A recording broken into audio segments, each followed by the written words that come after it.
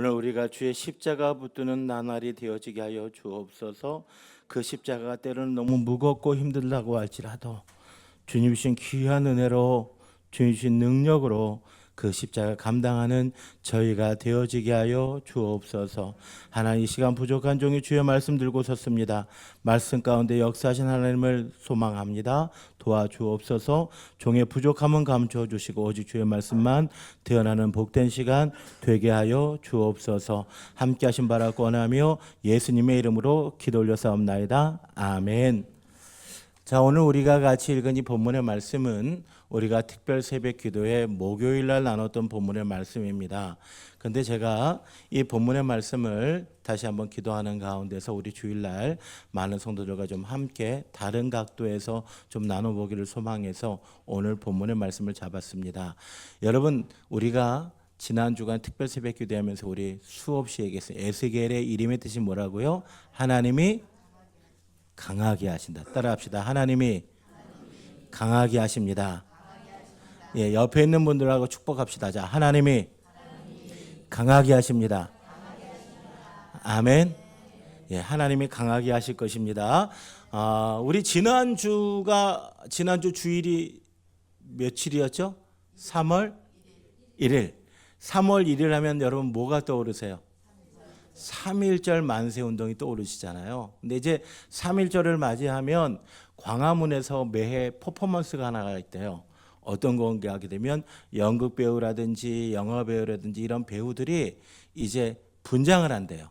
어떤 분장을 하냐면 뭐 유관순 열사 분장도 하고 뭐 김구 선생님 분장도 하고 그래가지고 그들이 광화문에서 대한독립 만세를 외친다고 합니다. 그런데 올해는요 좀 특별한 그러한 행사가 있었대요. 뭐냐면 AI로 유관순 열사라든지 김구 선생이라든지 이런 사람들의 영상을 복원해 가지고 그들이 왜 광화문에 가면 주변에 큰 건물들 있잖아요. 큰 건물들의 영상으로 이제 대한독립 만세 이걸 외치는 일을 했었다고 그래요.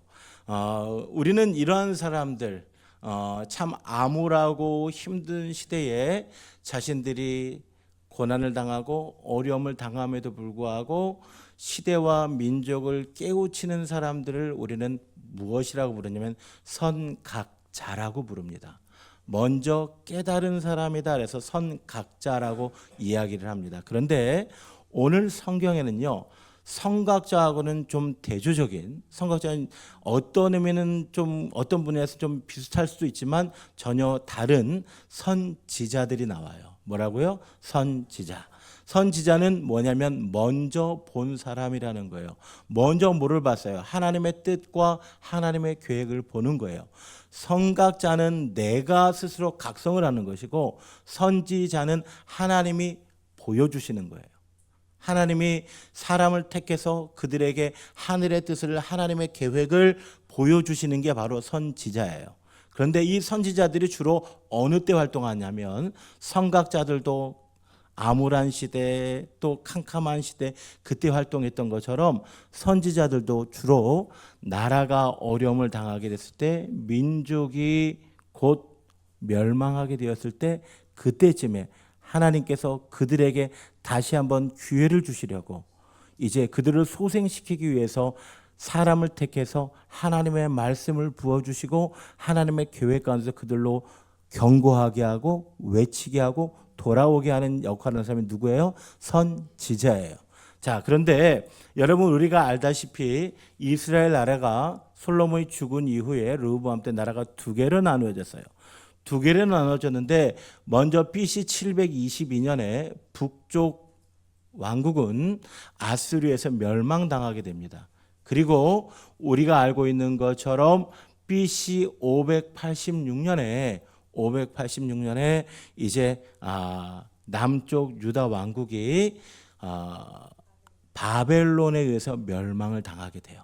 바벨론이라고 한 나라에서 멸망을 당하게 되는데 처음에 그냥 한 번에 멸망당한 게 아니에요. 이 유다 나라가 멸망당하는 데는요 시간이 걸렸어요. BC 605년에 먼저 바벨론 사람들이 와가지고 유다를 공격하고 유다 나라에서 똑똑한 친구들, 머리 좋은 친구들, 그런 친구들 전부 다 잡아가요. 그때 잡아갔던 사람이 누구냐면 바로 다니엘과 같은 친구들이에요. 우리 들어보셨죠? 다니엘과 세 친구.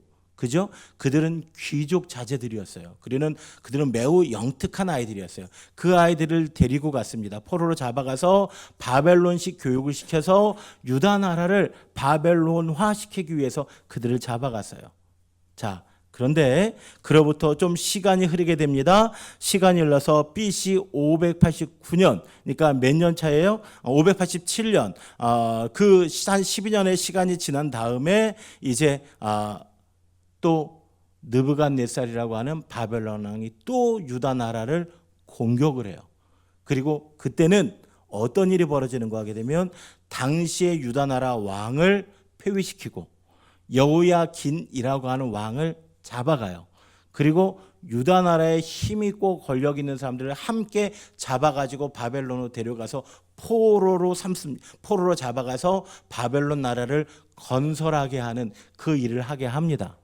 자, 그리고 이제 그 다음에 시간이 좀 더 흐르게 돼요. 그 다음에 11년의 시간이 지나고 난 다음에 BC 586년에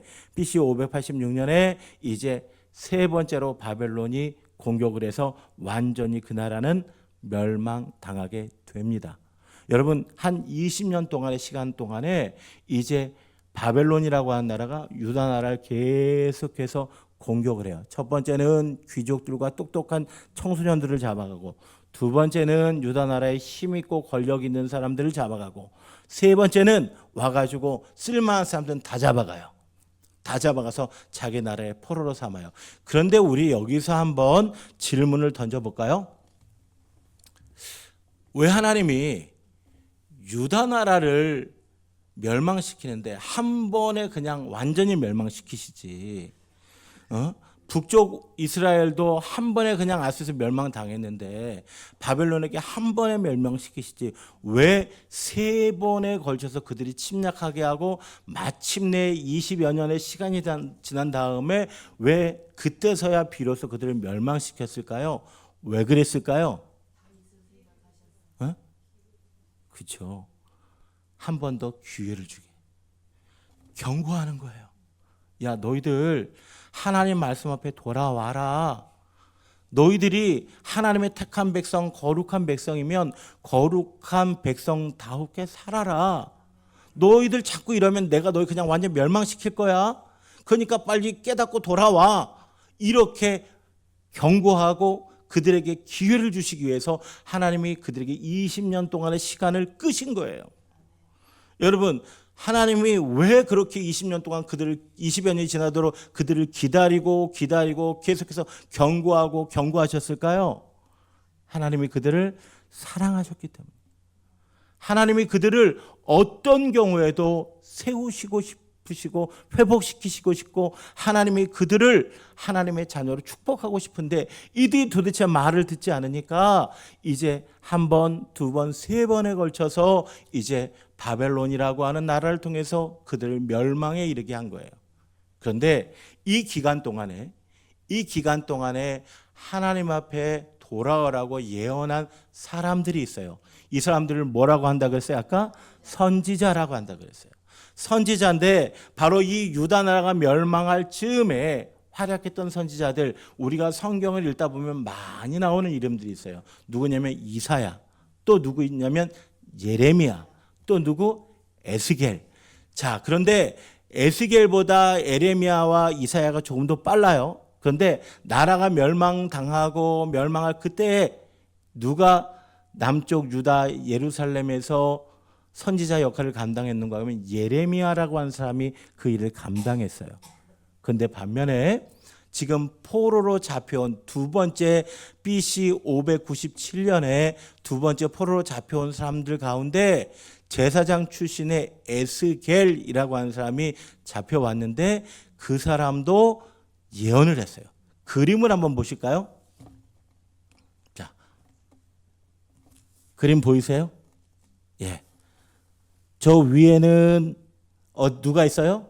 에스겔. 밑에는 누가 있어요? 예레미야. 거의 비슷한 시기에 그들이 예언을 했어요. 예언한 내용이 뭘까요? 그들이 누구에게로 돌아오라? 하나님께로 돌아오라. 돌아오라.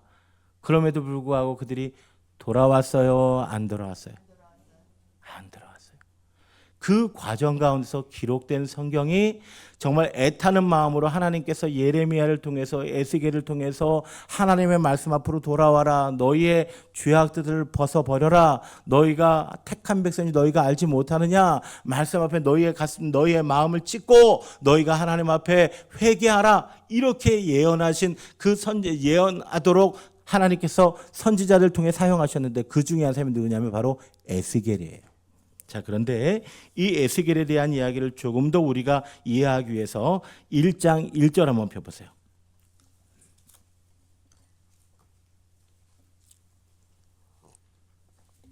자, 1장 1절 볼까요? 자, 읽어봅니다. 시작. 30째 해 넷째 달 초다세에 내가 그발 강가에 사로잡힌 자 중에 있을 때에 내가가 누구예요? 에스겔이에요. 이게 1인칭으로 기록된 성경이거든요. 내가 바로 에스겔이에요. 에스겔이 어디에 있는가 하면 그발 강가에 있어요. 그발 강가는요, 바벨론의 한 강가라고 생각하시면 돼요. 거기에 지금 어떻게 잡혀 있어요? 사로잡혀 있어요. 몇 해가 되던 해, 30째 해가 되던 해. 이게 무슨 30째일까요? 무슨 30째 해? 자, 힌트를 하나 드릴게요. 자, 3절 볼까요? 갈대아 왕 그발 강가에서 갈대아 땅 그발 강가에서 여호와의 말씀이 부시의 아들 누구? 제사장 나 에스겔에게 특별히 임하고. 그러면 원래 에스겔이 뭐 하던 사람이었어요? 제사장이었어요. 제사장은 어느 날 갑자기 딱 되는 거예요? 아니에요. 날 때부터 레위 지파 사람들과 구별되는 사람 중에서 뭐가 되는 거예요? 제사장이 되는 거예요. 그러면 이 에스겔은 태어날 때부터 무슨 훈련을 받았어요? 제사장 훈련을 받았어요. 그럼 어디서부터 무엇에 대한 꿈을 꾸었어요? 제사장에 대한 꿈을 꾸었어요. 제사장이라는 건 뭐예요? 하나님 앞에 죄를 고백하고 하나님 앞에 제사를 드리고 하나님의 성물을 이제 관리하고 뭐 희생 제사를 드리고 이런 일을 하는 게 바로 누구예요? 제사장이에요. 그러니까 어려서부터 거기에 대한 소망을 가지고 말씀을 듣고 말씀을 암송하고 말씀대로 그렇게 살아가면서 이제 에스겔이 지나왔어요. 그런데 그 제사장은요, 원래 정식적으로 30이 돼야 제사장의 직분을 감당할 수 있어요. 그전에는 우리가 잘 알고 있는 인턴십이에요. 인턴십. 그런데 여러분 보세요. 제사장은 어디에 있어야 그 일을 할 수 있어요? 예루살렘 성전에. 그런데 지금 에스겔이 어디 있어요? 바벨론에 있어요. 바벨론 그발 강가에 성전이 있어요, 없어요? 없어요. 없죠? 그러면 이때 예루살렘 성전이 있었을까요? 없었을까요? 예루살렘의 성전이 남아 있었을까요? 없었을까요? 어려운 질문이에요. 잘 생각하시면 나올 수 있어요. 자, 보세요. 2절에 보게 되니까 여호야긴 왕이 사로잡힌 지 5년. 아까 제가 여호야긴이 사로잡힌 게 BC 597년경이라 그랬어요. 그 다음에 5년이 지났어요. 그럼 몇 년이에요? 592년. 그죠? 언제 망했어요? 586년. 580년 망할 때 예루살렘 성전이 불타고 성벽이 다 무너지고 불탔어요. 그럼 예루살렘 성전이 아직 남아있어요? 안 남아있어요? 이래도 이해가 안 되세요? 자, 예루살렘 성전 아직은 남아있어요. 아직은 남아있으면 지금 제사장이 어디에 있어야 돼요? 성전에 있어야 되는데 그 성전에 있지 못한 거예요. 포로로 잡혀온 거예요. 일평생 그는 꿈을 꿨을 거예요. 내가 하나님 앞에 귀한 하나님의 사자로 제사장으로 그렇게 쓰임 받아야 되겠다. 내가 나라와 민족과 내 백성을 위해서 내가 기도하는 자로 제사 드리는 자로 사라져야 되겠다라는 생각을 하고 왔겠죠. 그런데 어떻습니까? 그의 생각과 그의 꿈과 그의 계획이 전부 다 틀어져 버렸어요. 그죠? 이것은 에스겔만 틀어져 버린 게 아니에요. 모든 이스라엘 백성들의 삶이 그렇게 틀어져 버렸어요. 그래서 우리 다시 한번 37장 11절 말씀 한번 볼까요?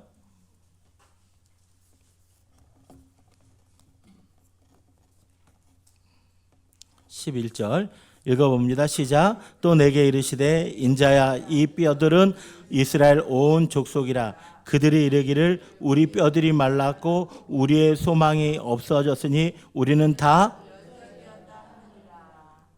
뼈가 다 말랐다. 우리는 다 끝났다. 끝장이다. 소망이 없다. 라는 이러한 절망의 상황 속에 누가 놓이게 되는 거예요? 에스겔뿐만 아니라 함께 포로로 잡혀온 이스라엘 사람들도 그렇게 놓이게 돼요. 그런데 아직은요, 요 37장까지 가기까지는 좀 시간이 남아 있어. 6년 동안 하나님께서 에스겔을 통해서 계속 유다 사람들 돌아오라. 너희의 죄악을 벗어버려라. 너희가 섬기던 우상, 너희들이 섬기던 우상 제하여 버리고, 그리고 너희의 탐심들 벗어버리고 오직 주의 말씀 앞에 겸비하게 서라. 이렇게 이야기를 해요. 그럼에도 불구하고 돌아왔어요? 안 돌아왔어요? 안 돌아오게 되고, 에스겔서는 전체 48장으로 기록되어져 있는데 1장부터 24장까지는 유다를 향한 계속한 경고의 메시지들이 반복돼서 나와요. 여러 가지 상징을 통해서 설교하기도 나와요.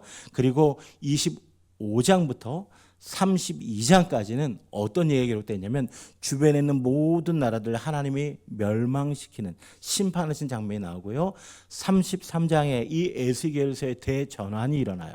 그게 뭐냐면 33장에 예루살렘이 함락됩니다. 예루살렘이 망해요. 그러니까 6년 동안에 에스겔이 정말 피 끓는 심정으로 마지막 골든타임으로 얘기한 거예요. 돌아오라. 하나님 앞에 돌아와라. 우상을 좀 제거해 버려라. 주의 말씀 앞에 바로 서라. 너희의 죄악들을 좀 제하여 버려라. 그렇지 않으면 하나님 너희 심판하실 거야. 심판이 바로 너희의 눈앞에 있어. 그러니 제발 좀 돌아와. 이렇게 애끓는 심정으로 쭉 이야기한 장면이 전반부인데 들었어요? 안 들었어요? 안 들었어요. 그래서 결국 예루살렘은, 유다는 멸망합니다. 함락돼요. 돌아갈 성전이 있어요? 없어요? 없어요. 그들이 기대하는 예루살렘 성벽이 남아있어요? 안 남아있어요? 안 남아있어요. 너무나 황폐합니다. 너무나 무너졌습니다. 그런데 그때부터 34장부터 에스겔의 메시지가 그 전하고 48장까지 34장부터 38장 전혀 싹 달라져요. 어떻게 바뀌어지는가 하게 되면 이제 하나님이 너희를 회복시켜 주실 것이다. 너희가 완전히 끝났다고 이야기하느냐? 아니야. 하나님은 너희가 끝났다고 하는 그곳에서부터 하나님의 놀라운 회복의 역사를 일으켜 줄 거야 라고 하는 그 흐름 가운데서 오늘 37장의 말씀이 있어요. 자, 37장의 상황을 다시 한번 우리가 자세히 돌이켜보면 여호와께서 권능으로 내게 임하시고, 그러니까 하나님이 에스겔을 영으로 붙드신 거예요. 그리고 어디로, 하나님의 영이 어디로 싹 데려가요. 누구를? 에스겔을. 어디로 데려갔을까요? 마른 뼈가 가득한 골짜기로 갔어요. 2절에 보게 되니까 마른 뼈가 가득해요. 그런데 여기에 보게 되니까 뼈가 심이 많고 그 다음에 어떻게 했어요? 아주 말랐어. 그냥 마른 것도 아니야. 아주 바짝 말랐어. 그럼 여러분 우리가 이건 어딘가라는 생각을 한번 해보지 않아요? 골짜기에 뼈가 가득해요. 이건 뭐예요? 그 골짜기에 시체가 가득 쌓였었다는 거예요. 그건 아마 전쟁이 있었던 곳일 거예요. 전쟁이 있었는데 그 시체도 수습하지 못했다면 그것은 그들이 패배한 곳이었을 거예요. 그죠? 그런데 여러분 전쟁이 나서 죽었어요? 시체가 쌓였어요? 바로 바짝 마르죠? 아니잖아요. 오랜 시간이 지났어요. 아주 말랐다고 하는 것은 이들에게 소망이 있어요? 없어요? 다 끝난 거예요. 다 끝난 거예요. 아무런 소망이 1도 남아있지 않은 상황이에요. 그런데 여러분 3절에 보게 되면 뭐라고 이야기합니까? 그가 내게 이르시되, 하나님이 에스겔에게 말씀하십니다. 인자야 이 뼈들이 능히 살 수 있겠느냐 하시기로. 여러분 하나님이 우리에게 야 이 뼈들이 살아날 수 있겠느냐 하면 여러분 뭐라고 대답하실래요? 뭐라고 대답하실래요? 여러분 우리 객관적으로 생각해 봅시다. 아이고 하나님 이게 뼈가 조금 이렇게 살이나 좀 있고 좀 그러면 모르겠으나 이거 가능성 아주 바짝 말랐으면 이거 끝난 거지요. 끝장난 겁니다. 아무것도 안 됩니다. 이렇게 얘기하겠죠. 그런데 오늘 이 본문의 말씀 보게 되니까 에스겔이 뭐라고 이야기합니까? 내가 대답하되 여호와여 주께서 아시나이다. 상황은 환경은 다 끝난 것처럼 보이지만 역사의 주인이 누구예요? 하나님이세요. 생명의 근원이 누구세요? 하나님이세요. 모든 것들 주장하시는 이가 누구예요? 하나님이세요. 사람들은 할 수 없다. 사람들이 끝났다라고 얘기하지만 하나님께서 역사하시면 되는 줄로 믿습니다. 여러분 바로 이러한 관점에서 오늘 이 본문의 말씀을 이해하셔야 돼요. 에스겔 1장에 보게 되면 에스겔이 모든 꿈을 잃어버리고 소망을 잃어버린 그 바벨론 그발 강가에 앉아 있을 때 하늘이 열렸어요. 하나님이 그에게 말씀하셨어요. 우리는 생각합니다. 하나님은 어디에 계시다고? 예루살렘 성전에 계시다고. 하나님은 어디에 계시다고? 유다 땅에만 계실 거라고 생각했는데 아니에요. 하나님은 우리가 생각하지도 못했던 그 땅, 그 바벨론 땅에도 하나님이 계셨다는 사실을 기억하시기를 바랍니다. 여러분 우리가 삶을 살아가다 보면 형통할 때만 하나님이 나와 함께 하실 것 같아요. 내가 예배하고 내가 기도하고 내가 막 헌신할 때만 하나님이 함께 하실 것 같아요. 그러나 아니에요. 하나님은 내가 넘어졌을 때 내가 아무런 소망이 없고 이제 다 끝났다. 이제 내가 할 수 있는 건 아무것도 없다 하는 그 순간에도 하나님은 우리와 함께 하시는 하나님이신 줄 믿으시기 바랍니다.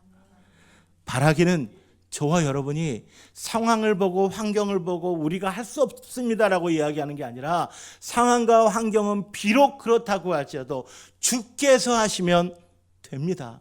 주께서 하십니다 라고 고백할 수 있는 저와 여러분 되기를 다시 한번 주의 이름으로 축복합니다. 이 에스겔의 이야기를 펼쳐나가는데 그러면서 어떤 일이 벌어지게 됩니까? 자, 하나님께서 이 에스겔에게 말씀하십니다. 뭐라고 해요? 마른 뼈에게 말하라. 뭐라고요? 살아나라고요. 마른 뼈에게 살아나라요. 그랬더니 어떤 일이 벌어져요? 자, 7절 이에 내가 명령을 따라 대언하니 대언할 때 뭐가 나요? 소리가 나요. 어떤 소리가 나요? 뼈가 맞춰지는 소리가 난다니까요. 예? 움직이며 이 뼈 저 뼈가 들어맞아 뼈들이 서로 연결돼요. 그리고 또 보니까 어떻게 됐어요? 힘줄이 생겼어요. 살이 올랐어요. 또 그 위에 가죽이 덮였어요. 피부가 막 생기기 시작해요. 그런데 뭐는 없었어요? 생기가 없었어요. 그랬더니 하나님이 또 에스겔에게 말씀하십니다. 자, 9절 말씀 볼게요. 또 내게 이르시되 인자야 너는 생기를 향하여 태어나라. 생기를 향하여 태어나라 이렇게 이야기합니다. 그랬더니 10절에 보게 되면 뭐라 되어 있어요? 이에 내가 그 명령대로 뭐하였더니 태어나였더니 생기가 그들에게 들어가매 그들이 곧 살아나서 일어나 서는데 극히 큰 군대더라. 아멘. 가망성이 1도 없었던 그 마른 뼈가 오늘 에스겔이 하나님의 말씀대로 순종하고 명령하고 대언했더니 뭐가 됐어요? 큰 군대가 됐어요. 여러분 이 소망의 말씀이 바로 에스겔의 말씀이에요. 그런데 제가 이 말씀을 오늘 여기 있는 그대로 전하는 것이 아니라 좀 다른 관점에서 생각해 봤어요. 에스겔을 가만히 생각해 보니까 에스겔을 통해서 누구를 볼 수 있냐면 예수님을 볼 수 있겠더라고요. 이것을 우리가 신학적으로 모형론이라고 이야기합니다. 에스겔을 통해서 누구를 볼 수 있었다고요? 예수님을 볼 수 있었어요. 어떤 면에서 그랬습니까? 자, 에스겔이 지금 어디 가운데 있었어요? 그발 강가에 뭐가 돼 있었어요? 포로로 잡혀왔어요. 그는 꿈도 잃어버리고 상처받고 뭐 절망 가운데 에스겔도 있었어요. 그런데 하나님께서 에스겔에게 찾아오셨어요. 그리고 주변 사람들이 에스겔의 말을 듣지 않아도 에스겔의 말을 믿지 않아도 에스겔은 끝까지 그의 사명을 감당했어요. 여러분 예수님은 어떤 분이십니까? 우리 요한복음 1장 14절 한번 볼까요? 요한복음 1장 14절. 자, 뭐라고 되어 있으면 말씀이 육신이 되어 우리 가운데 거하심에. 말씀이 누구예요? 예수 그리스도죠. 로고스이신 그분이 육신이 되어서 누구 가운데 거했어요? 우리 가운데 내려오죠. 원래 말씀이신 그분은 어디에 계셔야 돼요? 하늘 보좌에 계셔야 돼요. 그런데 거기에 머물러 있는 것이 아니라 우리 가운데 내려오셔서 우리와 함께 하시는 거예요. 여러분 히브리서 4장 15절에 보게 되면 이런 말씀이 있어요. 우리에게 있는 대제사장은 우리의 연약함을 동정하지 못하시리가 아니요라고 되어 있는데, 이 말씀을 원어적으로 보면 어떤 느낌인가 하게 되면 우리에게 있는 대제사장이신 예수님은 우리의 연약함을 공감하시는 분이에요. 같이 아파하시는 분이에요. 그러기 위해서 우리와 같이 아파하시고 같이 우시기 위해서 어디서 내려온 거예요? 하늘 보좌 위에서 이곳에 내려오신 거예요. 그리고 어떤 일이 벌어져요? 이사야 53장 4절에 보게 되니까 이런 말씀이에요. 그는 실로 우리의 질고를 지고 우리의 슬픔을 당하였거늘. 우리의 아픔을 공감하시기 위해서 저 하늘 보좌 위에서 이 낮고 낮은 땅 위에 오신 그분께서 우리의 아픔 때문에 우시고 우리 아픔 때문에 땀방울이 핏방울이 되도록 기도하시고, 그리고 우리의 죄와 우리의 죽음의 문제를 대신 짊어지신 분, 바로 그분이 우리 주님인 줄로 믿으시기 바랍니다. 그러한 관점에서 보면, 그들과 함께 있었던 그런 관점에서 보게 되면 에스겔은 예수님의 또 다른 모형 중에 하나인 것 같아요. 게다가 여러분, 에스겔이요, 누구에게 명했어요? 마른 뼈. 그것도 어떻게 마른 뼈? 아주 바짝 마른 뼈. 이건 뭐예요? 죽은 거예요. 소망이 있어요, 없어요? 없어요. 그런데 그에게 뭐예요? 말해요. 일어나라고 말을 해요. 그리고 그에게 생기가 없음을 보고 생기가 붙으라고 이야기를 해요. 여러분, 예수님께서 이 땅에 오셔서 그의 십자가를 지셨습니다. 십자가를 지셨을 때 사람들이 예수님의 십자가를 보고 뭐라고 이야기했습니까? 끝났다라고 이야기합니다. 예수님의 십자가 밑에서 그들이 조롱합니다. 네가 정말 하나님의 아들이거든, 메시아거든, 그 십자가에서 내려와 봐, 이렇게 얘기를 해요. 다른 사람은 다 구원했는데 자기 스스로는 구원하지 못하나 보다라고 이야기를 해요. 끝났다, 죽었다 라고 생각하지만 우리가 알고 있지만 그 십자가는 부활을 위한 하나님의 놀라운 전환점이었음을 기억하시기를 바랍니다. 여러분, 오늘 우리가 삶을 살아가다가 다 끝났다, 이제 내 힘으로 할 수 있는 게 아무것도 없다, 이렇게 느끼신다고 할지라도 하나님은 마른 뼈를 큰 군대로 만드시는 하나님이시기에 오늘 우리의 죽은 것 같고 끝난 것 같은 그것까지도 하나님은 하나님의 승리를 위해 사용하시는 줄로 믿으시기를 바랍니다. 여러분, 십자가는 패배가 아닙니다. 여러분, 십자가는 끝나는 게 아니에요. 십자가는 부활의 영광을 바라보는 축복인 줄로 믿으시기를 바랍니다. 내가 세상에서 혹시 어려움을 당하고 세상에서 혹시 아프고 정말 상처받고 찢기고 다 끝났다고 생각한 것이, 여러분, 그것이 끝이 아니라 하나님이 여러분을 사용하시기 위한 하나님의 축복의 변곡점이 될 수 있음을 기억하시기를 바랍니다. 이런 관점에서 에스겔을 묵상하니까 에스겔이 누구의 모형이더라? 예수님의 모형이더라. 그러면 이 에스겔 이야기를 통해서 이제 부활절을 한 달 앞둔 우리가 무엇을 해야 될까 고민했습니다. 이제 우리는 5주 동안 하나님 앞에 우리가 무엇을 해야 할까? 여러분, 마른 뼈가 어떻게 살아났어요? 하나님 말씀대로 대언했더니 살아났어요. 하나님의 말씀이 우리 안에 들어오는 5주가 되어지기를 소망합니다. 뿐만 아니라 그가 또 대언합니다. 생기여 들어와라. 여러분, 생기가 이야기하는 게 뭐예요? 생기라고 하는 말은 히브리 말로 루이호라고 하는 말이에요. 이 말은 뭐냐면 성령입니다. 성령. 성령이 그들 안에 들어와야 돼요. 그런데 이 성령이 들어오기 위해서 우리가 무엇을 해야 할까요? 우리 한번 성경을 한번 찾아볼게요. 에스겔 36장, 그 앞에 있는 30절 바로 앞에 있는 거죠. 37절.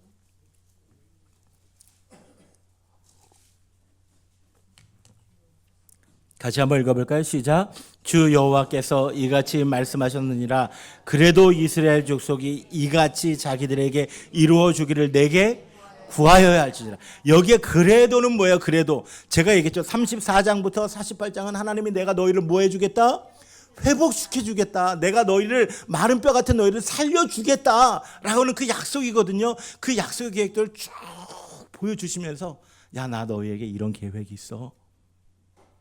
그런데 내가 아무리 이런 계획을 갖고 있다고 하지도 그래도 너희는 내게 뭐 해야 된다? 구하여야 된다. 뭐예요? 기도해야 하는 거. 에스겔의 놀라운 소망의 기적을 맛보기를 원하신다면 우리가 말씀 앞에 서야 합니다. 우리가 기도의 시간을 가져야 합니다. 하나님, 나는 마른 뼈 같은 존재입니다. 나는 더 이상 소망이 없고 내 상황을 보면 볼수록 내가 이 어려운 구렁텅이를 이 수렁에서 빠져나올 수 없을 것 같습니다. 주님, 그러나 주님께서 내게 말씀하시면 내가 말씀 앞에 바로 서겠습니다. 주님께서 내게 말씀하시면 내가 기도하겠습니다. 내가 매 순간순간 예배를 통해서 말씀을 통해서 내가 하나님 앞에 나아가는 시간이 되기를 소망합니다. 이렇게 기도할 수 있는 저와 여러분 되어지기를 소망합니다. 이제 5주의 시간 동안 부활을 준비하는 그 시간 동안에 우리가 말씀으로 기도로 이렇게 나아간다면 우리는 부활의 아침에 참으로 크고 놀라운 하나님의 행하시는 기적들을 맛보게 될 줄로 믿습니다. 제가 이 말씀을 묵상을 하면서 이 말씀들 우리 37장 11절, 12절, 13절, 14절 다시 한번 읽어보기를 원합니다. 우리 결론 부분으로 이렇게 얘기합니다. 또 내게 이르시되 인자야 이 뼈들은 이스라엘 온 족속이라. 그들이 이르기를 우리의 뼈들이 말랐고 우리의 소망이 없어졌으니 우리는 다 멸절되었다 하느니라. 끝났다 하느니라. 그러므로 너는 대언하여 그들에게 이르기를. 에스겔에게 말씀하는 겁니다. 주 여호와께서 이같이 말씀하시기를 내 백성들아 내가 너희 무덤을 열고 너희로 거기에서 뭐하게 하고 나오게 하고 이스라엘 땅으로 뭐하게 하리라? 들어가게 하리라. 내 백성들아 내가 너희 무덤을 열고 너희로 거기에서 나오게 한즉 너희는 내가 누구인 줄 알리라? 여호와인 줄 알리라. 여러분, 이 5주간의 말씀 가운데, 예배 가운데, 기도 가운데 여러분 하나님께서 우리의 무덤을 열고 우리로 돌아가게 함으로 말미암아 우리가 고백하는 그 하나님이 참 하나님이신 줄, 여호와인 줄 깨닫게 되어지는 복된 시간이 되기를 주의 이름으로 축복합니다. 여러분, 우리가 약하다고, 우리가 모든 것이 막혀 있다고, 사방이 막혀 있다고 여러분 그렇게 포기하지 마시기를 바랍니다. 오늘 아침에요 어떤 분이 저에게 들어와서 그런 얘기를 해요. 친구하고 같이 산을 갔대요. 그 친구가 저하고도 친구인데 여로암이 번갈아 가서 걸렸어요. 여로암. 지금도 암 4기예요. 그래서 그 친구에게 앞이 있을까 싶어가지고 같이 갔대요. 10시간을 걸려서 한라산을 갔다 왔대요. 그러면서 그럼에도 불구하고 그가 올라가는 그 과정 속에서 그 친구에게 그렇게 얘기했대요. 살아가는 게 기적이야. 매 순간순간이 기적이야. 왜냐하면 우리가 살아가는 그것은 날마다 다른 길을 걸어가지만 하나님이 우리에게 주셔서 걸어가는 그 길이기 때문에 살아가는 게 기적이야 라고 얘기하더라고요. 그래서 제가 그 이야기를 들으면서 그렇죠. 여러분 어떻게 생각해 보면 오늘 우리의 삶이 내 마음먹어도 되지 않을 수 있고 사방이 얽혀 있을 수 있고 막혀 있을 수 있지만 지금 이 시간에도 하나님에게 나와서 기도하며 하나님을 바라보며 하나님께 기도할 수 있다는 것은 바로 하나님이 우리에게 주신 은혜고 기적인 줄로 믿습니다. 여러분 우리가 그 믿음 가운데 하루하루를 살아나가게 되면 하나님께서 우리를 무덤을 열고 우리를 하나님의 약속의 땅 가나안 땅 축복의 땅으로 들어가게 하는 놀라운 축복이 우리에게 임하게 될 줄로 믿습니다. 이 믿음을 가지고 5주 동안 더 많이 말씀 보시고 더 많이 기도하시고 매 순간순간 예배 가운데서 최선을 다할 수 있는 저와 여러분의 삶이 되기를 주의 이름으로 축복합니다. 기도하겠습니다. 하나님 은혜를 감사합니다. 오늘 말씀을 통해서 다시 한번 우리를 되돌아보기를 원합니다. 오늘 우리가 마른 뼈와 같은 존재들은 아니었는지 주님 한번 돌이켜보게 하여 주옵소서.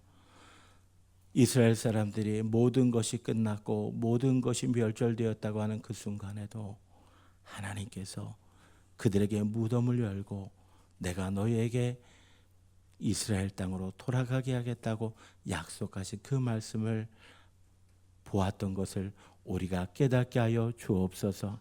우리의 상황이 비록 힘들고 어렵다고 할지라도 믿음으로 일어서기를 원합니다. 믿음으로 나아가기를 소망합니다. 그래서 마른 뼈가 큰 군대가 되는 것 같은 기적이 우리의 삶 속에 날마다 이루어지는 이 귀한 한 달이 되게 하여 주옵소서. 하나님께서 함께 하실 믿사하며 예수님의 이름으로 기도 올려싸움나이다. 아멘. 지금은 우리 주 예수 그리스도의 은혜와 우리 아버지 하나님의 무한하신 사랑과 우리 성령 하나님의 감동, 인도, 교통하심의 역사가 마른 뼈와 같은 우리를 통해 극히 큰 군대를 이루시기를 원하는 하나님의 계획과 하나님의 섭리를 믿으며 어떠한 상황 가운데서도 좌절하거나 낙심하지 아니하며 믿음으로 일어나 살아가기를 소망하는 사랑하는 주의 백성들 머리 위에 저주의 삶 위에 지금부터 영원 무궁토록 함께 있을지어다. 아멘.